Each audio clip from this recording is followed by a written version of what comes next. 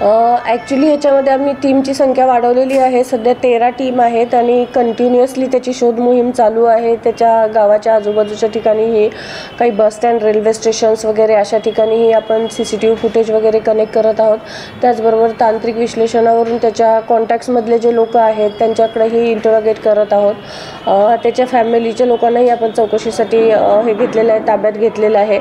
एकूणच परवा हा इन्सिडेंट घडल्यापासून या आरोपीची ओळख पटवल्यानंतर कंटिन्युअसली हा फॉलोअप सगळे अधिकारी आणि कर्मचारी फील्डवरती करत आहेत.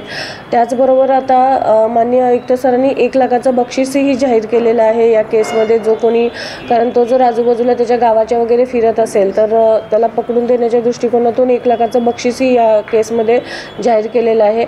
आणि बाकी ज्या गुन्ह्याच्या फॉर्मॅलिटीज आहेत त्या सगळ्या चालू आहेत. तपासाचा भाग याच्यामध्ये आहे. फॉरेन्सिक्स, बसचं ॲनालिसिस वगैरे ह्या सगळ्या गोष्टी चालू आहेत. मॅडम, साधारण 48 तासानंतर सुद्धा आपल्याला काही आरोपीपर्यंत लीड्स मिळालेले आहेत का?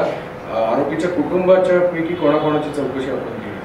ॲक्च्युली तशी याच्यापूर्वीही तिथंच त्याच्या घरच्यांची चौकशी केलेली होती, पण आता त्यांना इकडे पोलीस स्टेशनला आणण्याबाबत इन्स्ट्रक्शन देण्यात आलेले आहेत. त्याचा भाऊ ऑलरेडी चौकशीसाठी आम्ही ताब्यात घेतलेला आहे आणि जसे जसे आम्हाला लीड मिळत आहेत तसं तसे आमच्या टीम वर्कआउट करत आहेत.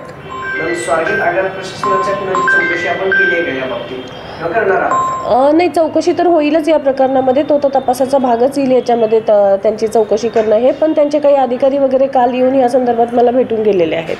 RTOच्या संदर्भात RTOचे अधिकारी देखील तुम्हाला काल भेटून गेलेले, काय त्यांनी तुमच्याकडून अहवाल घेतलेला आणि पीडित तरुणीच्या अहवालामधनं काय रिस्पॉन्स? ॲक्च्युली RTOचे ऑफिसर येऊन त्यांना ह्या सगळ्या गोष्टींची माहिती हवी होती. ती माहिती विचारण्याच्या दृष्टीने ते आलेले होते. त्यानुसार त्यांना केसच्या संदर्भातली सर्व माहिती प्रोव्हाइड करण्यात आलेली आहे. पीडित तरुणीच्या अहवालातनं काय रिस्पॉन्स? त्याच्या बाबतीत आता याच्यावरती चॅनलवरती बोलणं योग्य राहणार नाही.